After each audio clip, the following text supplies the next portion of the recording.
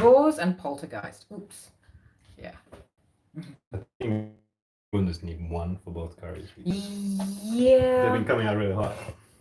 Yeah, These okay. chilies Well, from the grocer. what are you saying that we're not? We can no longer eat. Actually, you can, and you sit there burning, and I'm like, darling, really? But anyway, hello, we're back with part 2 of today's The Feed. Now, hello, it's me, yes, just in case you forgot. Oops, I don't know what I'm doing, but that's okay. Oh, microphone. Oh, good stuff. So, my darling, you're making pumpkin curry. And cauliflower, bean, and potato curry. That's right. Oh, yum. Sucks to be you right now. Sorry. We had a little bit of bean, a little bit of cauliflower, and potatoes. I should actually explain why I said sucks to be you right now, because you don't get to eat it. That's mean, huh? I don't mean to say that like that, because I don't like to flaunt food. I think that's quite bad to flaunt. I don't. Whoops! Yeah, can we just delete that? Can we just cut? Cut! No cuts. Damn. This is live.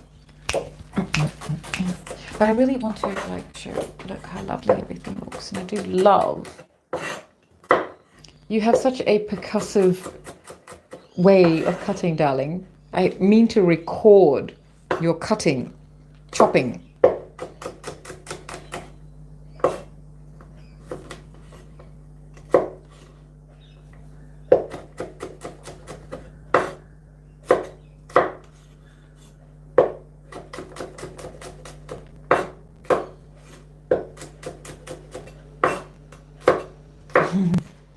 Beautiful. Beautiful. Now, where were we? Look, I don't know. Do you? we were talking about a whole heap of things, but I do want to just talk about the curries side of things. And now, as I've said, the curries in Fiji curries are very different to India curries and what people are used to, but saying India curries also means what part of India. The curries from all parts of India are different. If you've had South Indian curries, you know that they're different. They're a bit more watery. You know, the surwa is watery, whereas North is thick, a bit more of a, well, that's a sauce. Cream, right? Yeah, it's a bit more of a creamy sauce, and there's more butters and creams used because North Where's is... the sweet? Where's the sweet come I'll from? say West. I think that the Gujarat Yeah, right. curries are sweeter curries. I am ashamed to admit that I don't really know a lot about the east side of India. Is that where Mumbai is? Yeah. Wow. Also clearly don't know the geography. Damn! Anyway, but this all looks very beautiful, and I'm very... Look, I need to show you. Look, we're just going to... Look. We're just going to... Ooh, I can't turn this around. Sorry you had to see my frown. Sorry, darling. So. This is just divine. I love this tableau. And of course, hello, my darling. So, curries. What do I know about them? They taste good. Damn straight. And it's just that the ancestors made the most of what they had, which wasn't a lot. And of course, the reality on the ground when they got to Fiji was not quite the welcome that they were promised. And it wasn't quite around the corner as they were told, because originally, when the people who needed sugar, those ones, the colonizers, and of course, that sugar company is still on the shelves in supermarkets today. CSR, Colonial Sugar Refinery. Well, they needed sugar because they're just bitter. Well, their food was.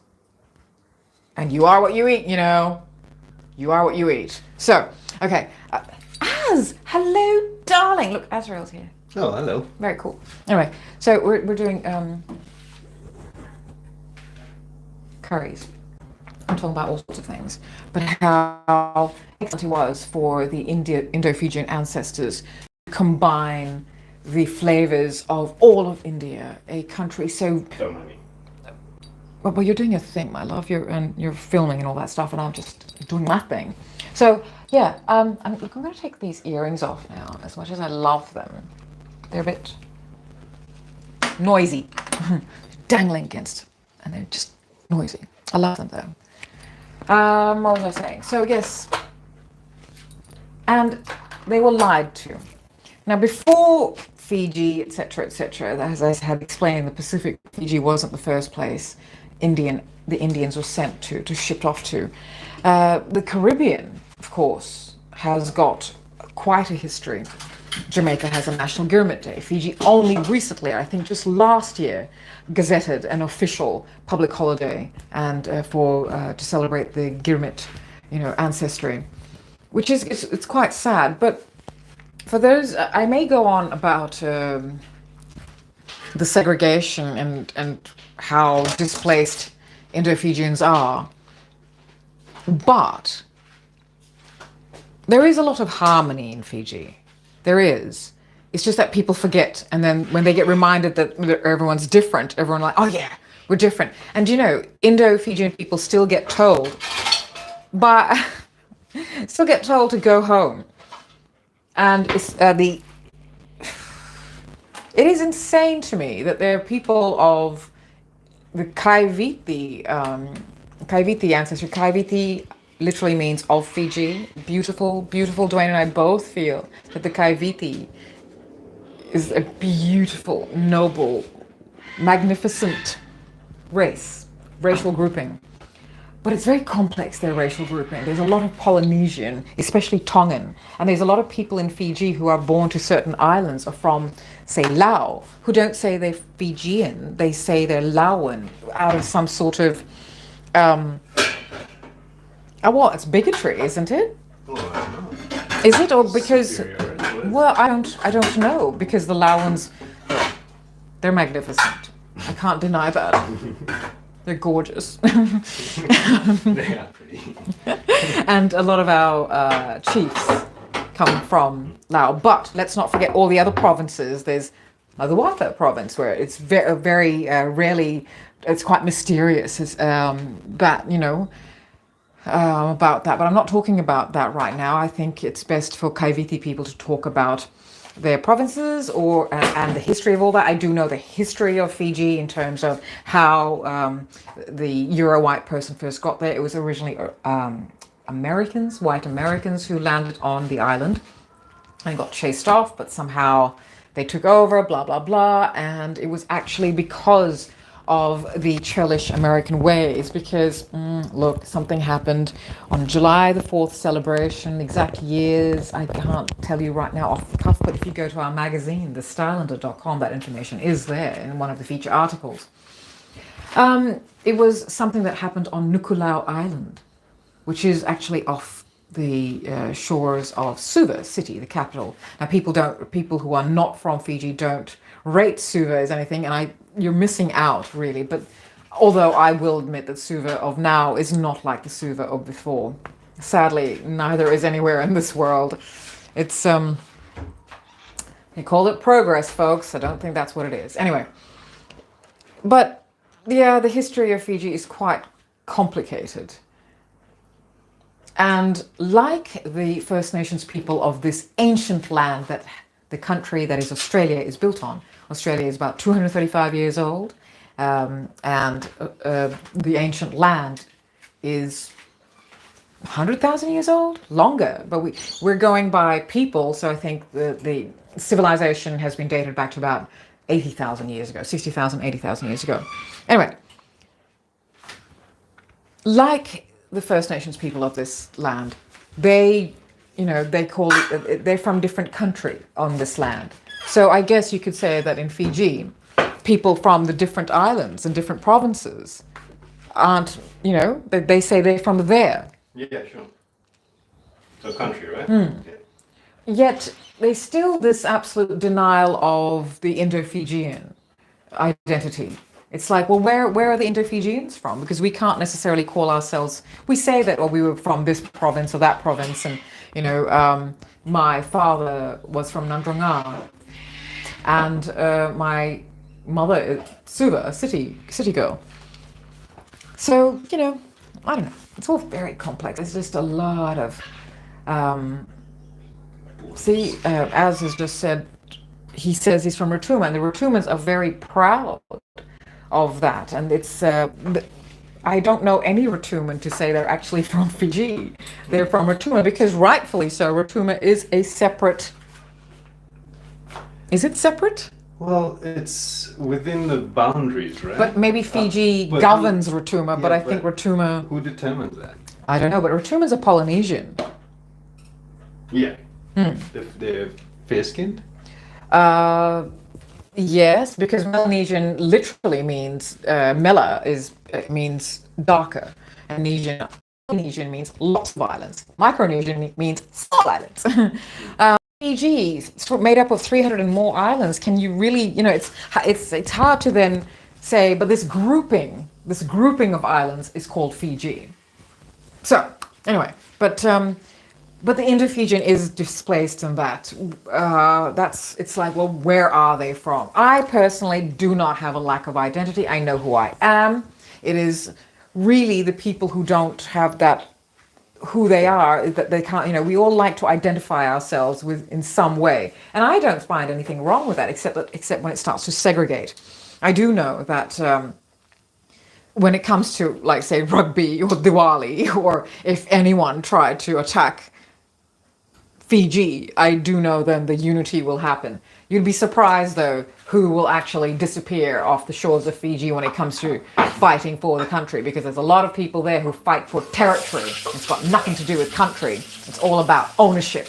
It's all about what they can get out of the country, and that is true for all over the world. And sadly, it is very true of the colonizers. The colonizers only love the land as so much as what the land can do for them, rather than other ways. And that is a generalization, because I do also know there's a lot of descendants of the settlers, the first invader settlers, the Euro whites, the Brits, who love this land, and they understand it to a certain extent because they've had to. They've done the hard yards on it, but I don't know. I don't know what. They perhaps don't have a spiritual connection, because the First Nations people of this land, know they're of this land. They don't feel they own this land. But this generation of colonized First Nations people are like, all right, you colonized us. Now what? Now you created the monster. They want their land back. Anyway, it's not that they want their land back. And this is the sad thing about how people view this. They think that when people ask for their land back, they're going to kick everyone off. That's not what that's about, particularly not in Australia. I don't think the First Nations people of the state of America feel that way either. In Fiji, I don't know what that means. It is hard for the Indo-Fijian who has sweated and bled on the land that they have toiled to then be told, no, that land is not yours at all. And I don't think it's about ownership. It's just about, well, safe haven. Give us something to be able to have a solid foundation on. Look, I do know that there's a lot of assholes who are Indo-Fijian and who have, just through their own internalized trauma, become greedy in what they want. The Indo-Fijian has never been backward in going for what it is that they want. Most and majority feel they do it out of love for that land that became home, because I, for one, am really, really glad. However my ancestors got to Fiji, I am so grateful. Not that I don't love India. I love India. I love being of Indian ancestry, but to be Indo-Fijian,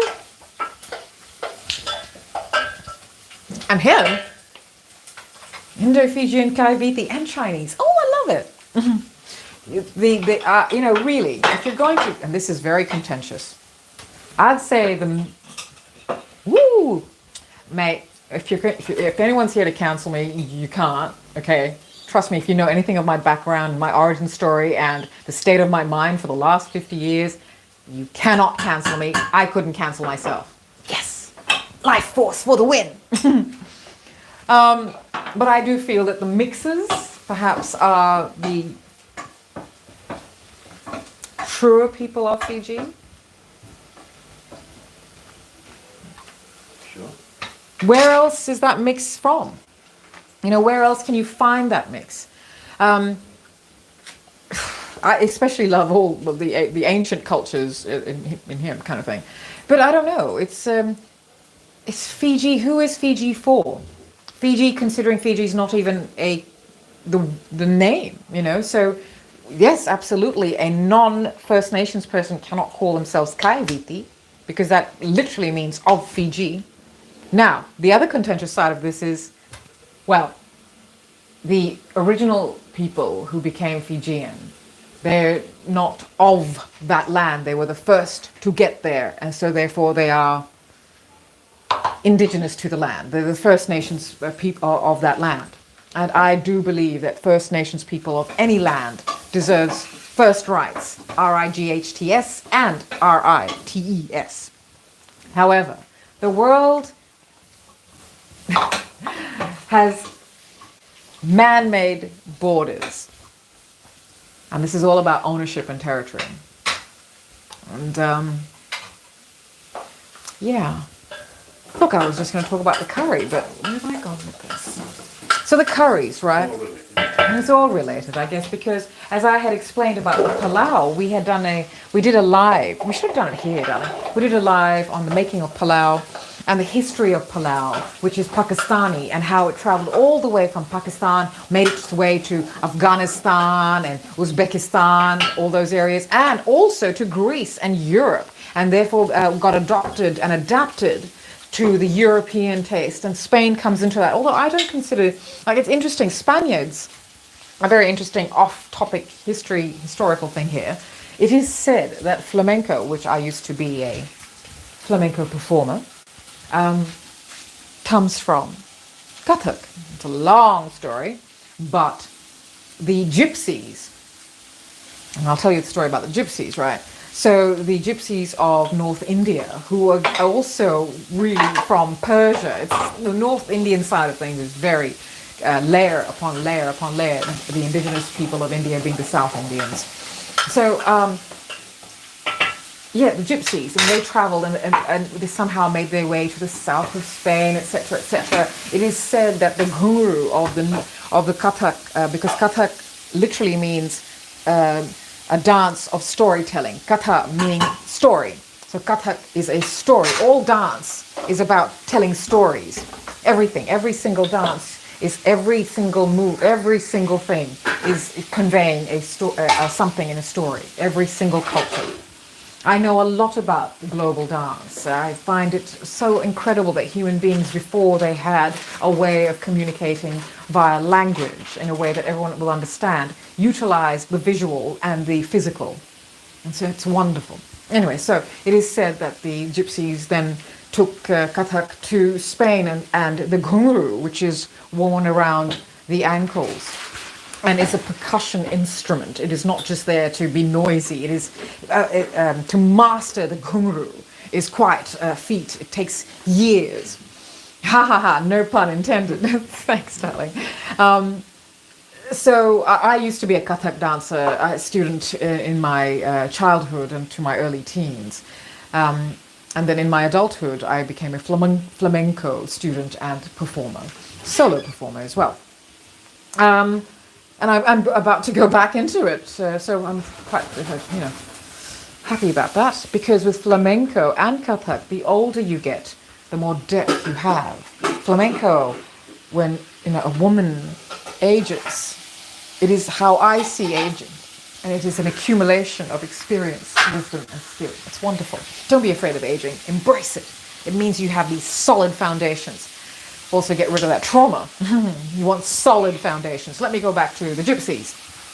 So ghungroo became the shoes that had the nails. So that became the percussion. I have to go get my, just bear with me a moment. I've got to go get my shoes.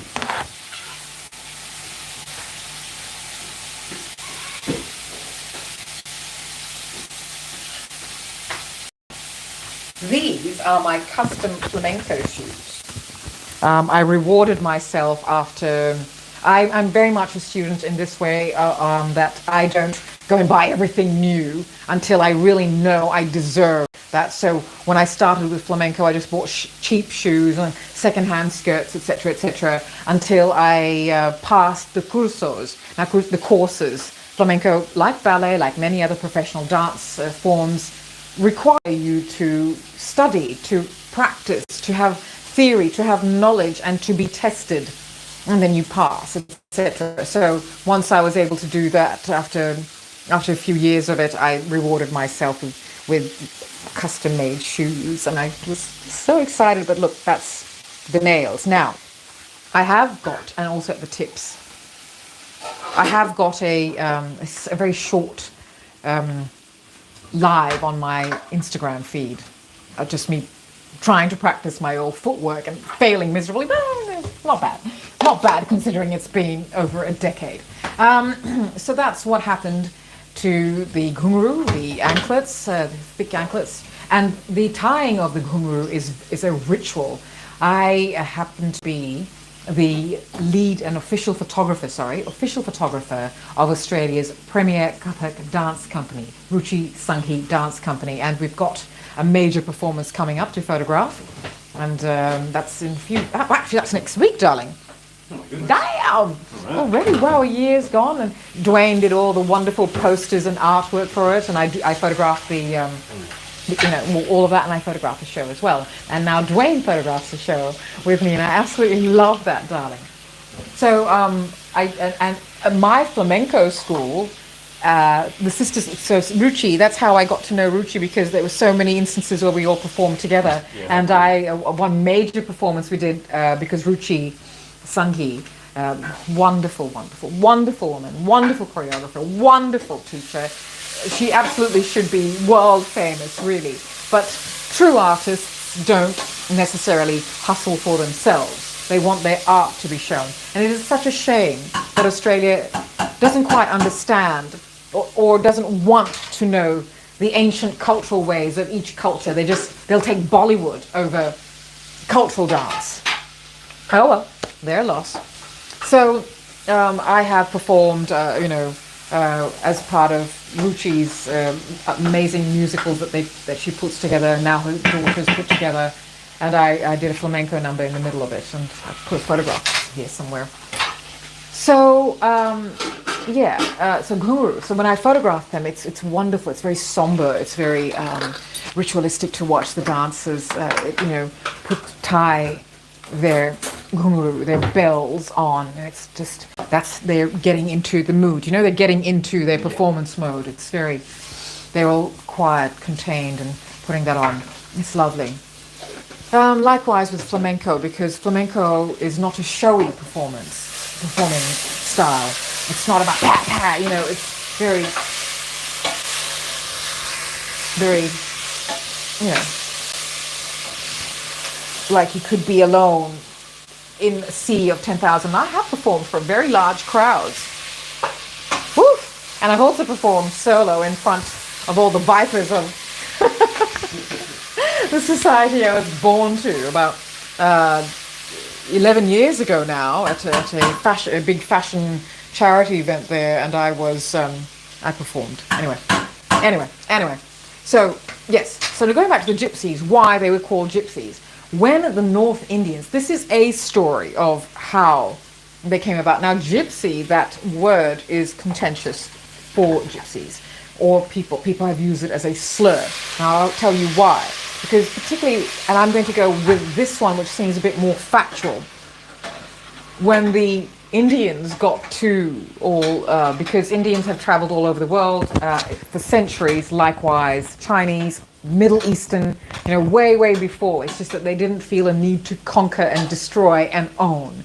I'm not saying they didn't do bad shit when they went into all of these other countries, but they did it. So they called them gypsies, thinking that they were from Egypt, because Kathak especially. So when they were dancing, etc., because they knew of Egypt, maybe they didn't know India. Hello, Columbus didn't know India.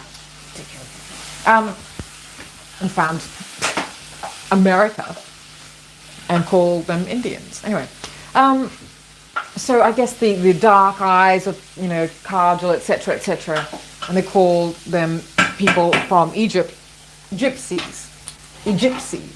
So now that became, and then that word became a bit of a derogatory understatement.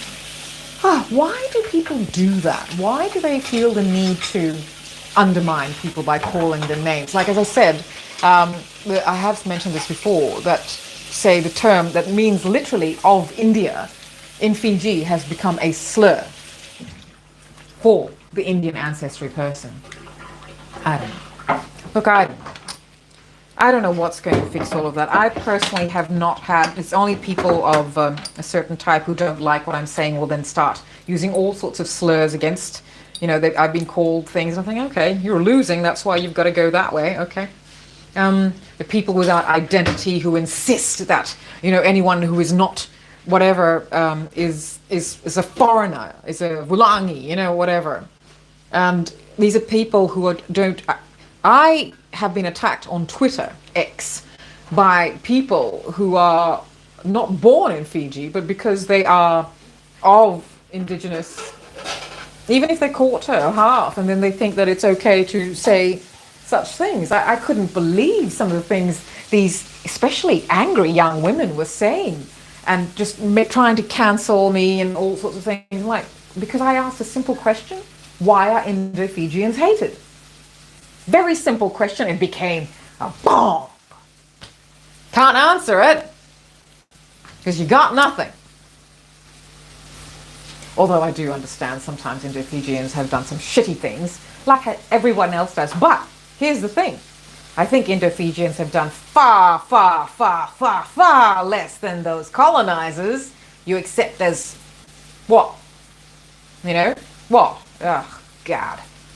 I didn't finish that story as to what happened, as to why the English ended up owning Fiji. Because the Americans were going to bomb it to hell because of a mistake that happened at a July the 4th celebration on Nukulau Island. And a cannon was accidentally let off into the house of the American guy who owned Nukulau. American guy who owned Nukulau. Yeah. And so, and then the Americans then said they were going to absolutely annihilate Fiji because, you brave people taking on defense, because I got to tell you, Fijians would have been scary. So that's why these Euros have to have guns. So yes, and that's when one of the paramount chiefs made a decision, not in agreement with everyone else, not the other chiefs of the provinces. But he tried to do the best he could to save Fiji, and he asked Britain, the British, to come in, and they said, fine, but we're buying Fiji. So that's what happened. Anyway, the great white savior. But we're talking about curries, okay? Wow. Well, it's almost done. So we weren't going to be here too much longer. It's about 28 minutes, so that's just a little bit of, I don't know, history, a little bit of history, I guess. It's all very light. There's deeper things. I really feel that I should write, so please do stay tuned to the Stylender. There's already some stories there, but write more in depth about all of these things. For instance, although they are called the Lapita people, the actual name Lapita is just a misheard word of the original word name that was given to the pottery that was found. Anyway, all that stuff. The curries, look, the Indian ancestors, they did the best with what they had, and they managed to combine ideas. So the Fiji curries are a mix of south and a little bit of north, but it's mostly south because the southerners understood how to cook for heat and realized very quickly that buttery, creamy sauces weren't going to cut it. In this heat, no, they needed light surua, jus, it's a consommé almost. It's so light. Broth, thank you. A broth, I was like, what's the word? So more brothy. Yeah. But it's still earthy. When I had the restaurant and Duane was making curries and kokonda, oh my God, Duane's kokonda. Kokonda is a Fijian, traditional Fijian raw fish dish. It's not raw. The fish is marinated for, 8 to 12 hours, marinated in lemon and lime, and Duane does all sorts of things. And then also, I don't know when the coconut milk is added and all that. Right, yeah. Ceviche. Yeah, but ceviche, yeah. Maybe they ripped ceviche of kokonda, but most people who don't know kokonda, Kokoda, please understand the D in Fiji, the D in Fiji is pronounced with an invisible N. So yeah, but I find ceviche, sorry, maybe it's my bias, but I find ceviche a bit inferior to. I've never tasted it. Yes, you have. Have I? Yes, we've had it together in two instances, a fine dining instance and just where we used to live before, when we would go down to the seaside village to have our boulanger by the fire. Oh, right, yeah. They've oh my God, yeah. Yes. Yeah, sure. Yeah, and somewhere else. Right. I can't recall, but I know. I find it a little bit inferior. Good kokonda. Oof. And you make good kokonda. Except if you are watching from Fiji, what's with the coriander? It's kokonda, not coriander. Oh my gosh. There was this really, really good place in Nandi Tweets or something. I don't know what, but I used to land in Fiji, pick up my car. First place I'd go before I check in was straight to Kokonda. This is before you, sweetheart. Yes, of course. And until they put coriander in the Kokonda. Don't do that. Don't do that. Don't put coriander. I'm not a fan of coriander. And you and I have done that experiment of, how interesting. And coriander thins something down, thins whatever it is being added to. I guess for the heat. For the heat. It would be okay. To also expand the dish. Sure. You know, to make it a bigger dish, I think, to make something. But I personally do not like the taste of it, despite its how much it is loved.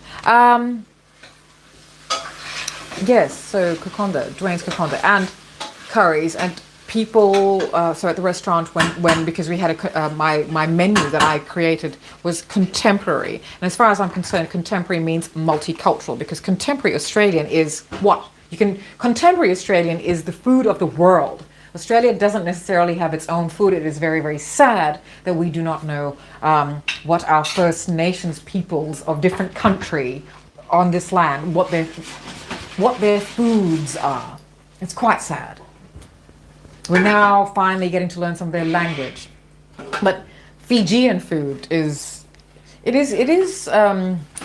clever in how they have utilized, how they are able to be very simple, but they utilize coconut and just a few herbs and things like that to really cook it. More so than the taste, it's about the cooking of it. But I do absolutely love Fijian food, and just, but as I was saying, so at the restaurant, and when Duane then did join, introducing Fiji curries, holy cow. Just, we had lines of people wanting to book in, because once you get a taste of a Fiji curry, nothing else will do. So I do have to show you, though. This is just absolutely, excuse me, whoopsies. Yum. Oh, yum. Yum, yum. Okay, I have to go. Is that ready, darling? Yeah. I gotta go. Bye. Sorry, gotta go. So this is just part 2 of the feed for today, Sunday, February 25th. Really? Holy cow. 2024. Ooh. Gosh. Oh, this is a long month, right? We have said February has taken all year. And I normally absolutely love February because, it's my birthday month and it's summer in the southern hemisphere.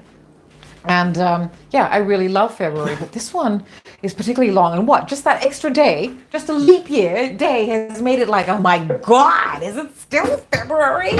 But I think it's because all of us have a sense of something big is about to happen. And I think a lot of us feel it. We feel something, and why wouldn't we? We're all connected by the atoms. You think this is space between us? No. These atoms, this is all full.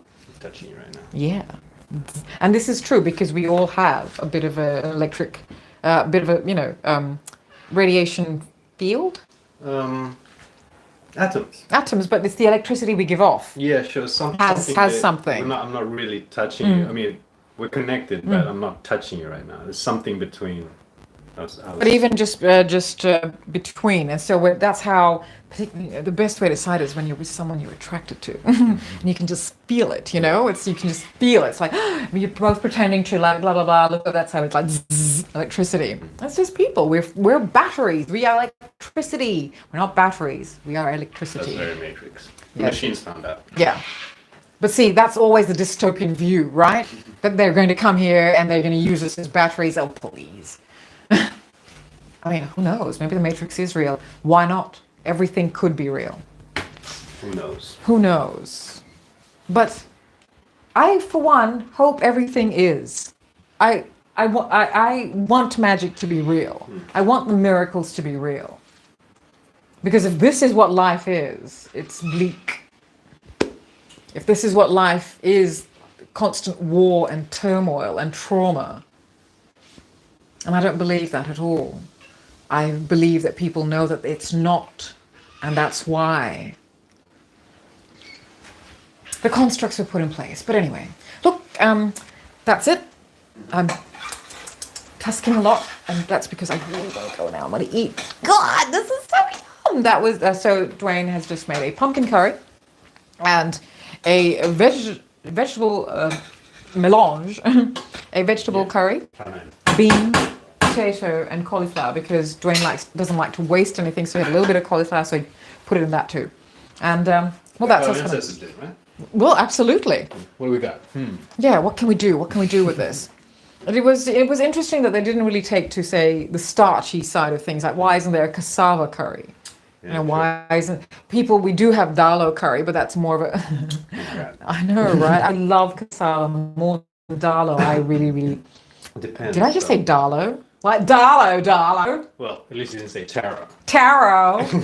Taro. No, okay, taro, sure, but dalo. Beulah. Don't, Man. please stop. I know, right? But I'm quite conscious of the fact that being away from Fiji has changed the way I speak this. So there's some things I say, it's like, ew. I don't sound right. I feel silly. I've never ever been able to pick up on the slang, the jargon. Well, the other day you said casol, and you said Oh, it the yeah. proper way. I was like, oh wow, I because know that's your era slang. my era's slang. Yeah. So kaso, it's like, oof, kaso. Yeah, that's right. So I know those things, but there's a lot of slang that did enter in the noughties and beyond that I don't know. And I still say some things, and I wonder, do people say it? Like I say also, sombo, you say sombo, but also I don't hear that anymore. And that even to the point where I can't actually say it as well as I could. Anyway, but that doesn't mean I think it's sit, sit. That was all sit. Sit. Well, that's always been around. Yeah, that's right? always been around. Oh. So we are going to talk about slang of the world. And if you are interested more in Fiji slang, well, we actually have a t-shirt brand that, keeps the slang alive. Set. You should really, really know set. Set just answers everything. All right. You okay? Sit, bro. We're done. Set. See you later. I think we're good. Bye.